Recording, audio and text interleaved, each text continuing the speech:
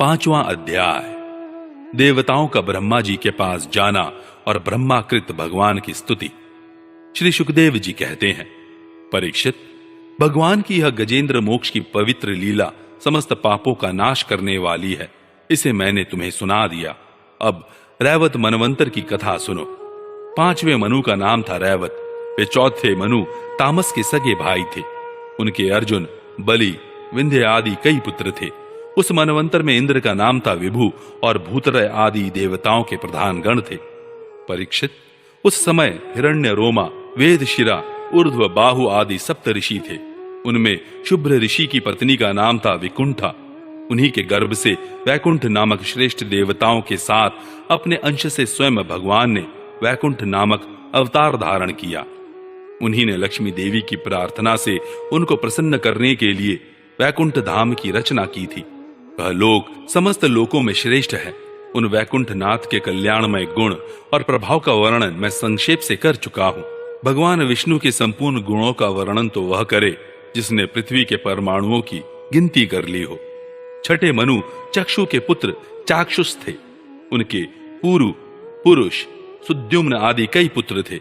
इंद्र का नाम था मंत्रद्रुम और प्रधान देवगण थे आप्य आदि। उस मनवंतर में हविष्यमान और वीरक आदि सप्त ऋषि थे। जगतपति भगवान ने उस समय भी वैराज की पत्नी संभूति के गर्भ से अजित नाम का अंशावतार ग्रहण किया था। उन्होंने ही समुद्र मंथन करके देवताओं को अमृत पिलाया था तथा वे ही कच्छप रूप धारण करके मंदराचल की मथानी के आधार बने थे। राजा परीक्षित ने पूछा, भगवान ने क्षीर सागर का मंथन कैसे किया? उन्होंने कच्छप रूप धारण करके किस कारण और किस उद्देश्य से मंदराचल को अपनी पीठ पर धारण किया? देवताओं को उस समय अमृत कैसे मिला? और भी कौन कौन सी वस्तुएं समुद्र से निकली? भगवान की यह लीला बड़ी ही अद्भुत है। आप कृपा करके अवश्य सुनाइए। आप भक्त वत्सल भगवान की महिमा का ज्यों-ज्यों वर्णन करते हैं, त्यों ही त्यों मेरा हृदय उसको और भी सुनने के लिए उत्सुक होता जा रहा है। अघाने का तो नाम ही नहीं लेता। क्यों ना हो, बहुत दिनों से यह संसार की ज्वालाओं से जलता जो रहा है। सूत जी ने कहा, शौनक आदि ऋषियों, भगवान श्री सुखदेव जी ने राजा परीक्षित के इस प्रश्न का अभिनंदन करते हुए भगवान की समुद्र मंथन लीला का वर्णन आरंभ किया। श्री सुखदेव जी कहते हैं, परीक्षित, जिस समय की यह बात है उस समय असुरों ने अपने तीखे शस्त्रों से देवताओं को पराजित कर दिया था। उस युद्ध में बहुतों के तो प्राणों पर ही बन आई। वे रणभूमि में गिरकर फिर उठ न सके। दुर्वासा के शाप से तीनों लोक और स्वयं इंद्र भी श्रीहीन हो गए थे। यहां तक कि यज्ञ यागादि धर्म कर्मों का भी लोप हो गया था। यह सब दुर्दशा देखकर इंद्र, वरुण आदि देवताओं ने आपस में बहुत कुछ सोचा विचारा, परंतु अपने विचारों से वे किसी निश्चय पर नहीं पहुंच सके। तब वे सबके सब सुमेरु के शिखर पर स्थित ब्रह्मा जी की सभा में गए और वहां उन लोगों ने बड़ी नम्रता से ब्रह्मा जी की सेवा में अपनी परिस्थिति का विस्तृत विवरण उपस्थित किया। ब्रह्मा जी ने स्वयं देखा कि इंद्र, वायु आदि देवता श्रीहीन एवं शक्तिहीन हो गए हैं। लोगों की परिस्थिति बड़ी विकट, संकटग्रस्त हो गई है और असुर इसके विपरीत फल फूल रहे हैं। समर्थ ब्रह्मा जी ने अपना मन एकाग्र करके परम पुरुष भगवान का स्मरण किया। फिर थोड़ी देर रुककर प्रफुल्लित मुख से देवताओं को संबोधित करते हुए कहा, देवताओं, मैं शंकर जी, तुम लोग तथा असुर, दैत्य, मनुष्य, पशु पक्षी, वृक्ष और स्वेदज आदि समस्त प्राणी जिनके विराट रूप के एक अत्यंत स्वल्पाति स्वल्प अंश से रचे गए हैं, हम लोग उन अविनाशी प्रभु की ही शरण ग्रहण करें। यद्यपि उनकी दृष्टि में न कोई वध का पात्र है और न रक्षा का, उनके लिए न तो कोई उपेक्षणीय है न कोई आदर का पात्र ही, फिर भी सृष्टि, स्थिति और प्रलय के लिए समय समय पर वे रजोगुण, सत्वगुण और तमोगुण को स्वीकार किया करते हैं। उन्होंने इस समय प्राणियों के कल्याण के लिए सत्वगुण को स्वीकार कर रखा है, इसलिए यह जगत की स्थिति और रक्षा का अवसर है। अतः हम सब उन्हीं जगत गुरु परमात्मा की शरण ग्रहण करते हैं। वे देवताओं के प्रिय हैं और देवता उनके प्रिय, इसलिए हम निज जनों का वे अवश्य ही कल्याण करेंगे। श्री सुखदेव जी कहते हैं, परीक्षित, देवताओं से यह कहकर ब्रह्मा जी देवताओं को साथ लेकर भगवान अजित के निज धाम वैकुंठ में गए। वह धाम तमोमयी प्रकृति से परे है। इन लोगों ने भगवान के स्वरूप और धाम के संबंध में पहले से ही बहुत कुछ सुन रखा था, परंतु वहां जाने पर उन लोगों को कुछ दिखाई न पड़ा। इसलिए ब्रह्मा जी एकाग्र मन से वेदवाणी के द्वारा भगवान की स्तुति करने लगे। ब्रह्मा जी बोले, भगवान, आप निर्विकार, सत्य, अनंत, आदि पुरुष, सबके हृदय में अंतर्यामी रूप से विराजमान, अखंड एवं अतर्क्य हैं। मन जहां जहां जाता है वहां वहां आप पहले से ही विद्यमान रहते हैं। वाणी आपका निरूपण नहीं कर सकती। आप समस्त देवताओं के आराधनीय और स्वयं प्रकाश हैं। हम सब आपके चरणों में नमस्कार करते हैं। आप प्राण, मन, बुद्धि और अहंकार के ज्ञाता हैं। इंद्रियां और उनके विषय दोनों ही आपके द्वारा प्रकाशित होते हैं। अज्ञान आपका स्पर्श नहीं कर सकता। प्रकृति के विकार मरने जीने वाले शरीर से भी आप रहित हैं। जीव के दोनों पक्ष अविद्या और विद्या आप में बिल्कुल ही नहीं है। आप अविनाशी और सुख स्वरूप हैं। सत्ययुग, त्रेता और द्वापर में तो आप प्रकट रूप से ही विराजमान रहते हैं। हम सब आपकी शरण ग्रहण करते हैं। यह शरीर जीव का एक मनोमय चक्र है। 10 इंद्रिय और 5 प्राण, ये 15 इसके अरे हैं। सत्व, रज और तम, ये 3 गुण इसकी नाभि हैं। पृथ्वी, जल, तेज, वायु, आकाश, मन, बुद्धि और अहंकार, ये 8 इसमें नेमी हैं। स्वयं माया इसका संचालन करती है और यह बिजली से भी अधिक शीघ्रगामी है। इस चक्र के धुरे हैं स्वयं परमात्मा। वे ही एकमात्र सत्य हैं। हम उनकी शरण में हैं, जो एकमात्र ज्ञान स्वरूप प्रकृति से परे एवं अदृश्य हैं, जो समस्त वस्तुओं के मूल में स्थित अव्यक्त हैं और देश, काल अथवा वस्तु से जिनका पार नहीं पाया जा सकता। वही प्रभु इस जीव के हृदय में अंतर्यामी रूप से विराजमान रहते हैं। विचारशील मनुष्य भक्ति योग के द्वारा उन्हीं की आराधना करते हैं। जिस माया से मोहित होकर जीव अपने वास्तविक लक्ष्य अथवा स्वरूप को भूल गया है, वह उन्हीं की है और कोई भी उसका पार नहीं पा सकता।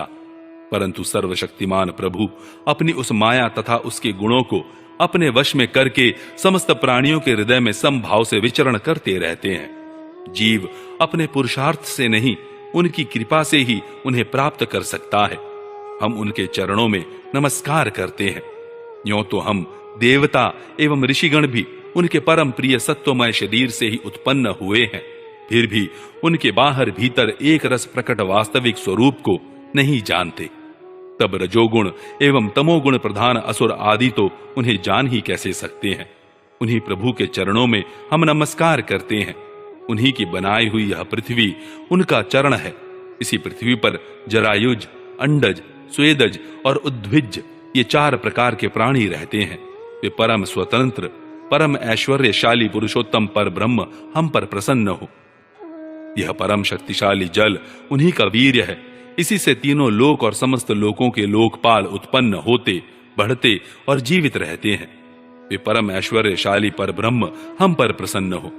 श्रुतियां कहती हैं कि चंद्रमा उस प्रभु का मन है। यह चंद्रमा समस्त देवताओं का अन्न, बल एवं आयु है। वही वृक्षों का सम्राट एवं प्रजा की वृद्धि करने वाला है। ऐसे मन को स्वीकार करने वाले परम ऐश्वर्यशाली प्रभु हम पर प्रसन्न हो। अग्नि प्रभु का मुख है। इसकी उत्पत्ति ही इसलिए हुई कि वेद के यज्ञ यागादि कर्मकांड पूर्ण रूप से संपन्न हो सके। यह अग्नि ही शरीर के भीतर जठराग्नि के रूप से और समुद्र के भीतर बड़वानल के रूप से रहकर उनमें रहने वाले अन्न, जल आदि धातुओं का पाचन करता रहता है और समस्त द्रव्यों की उत्पत्ति भी उसी से हुई है।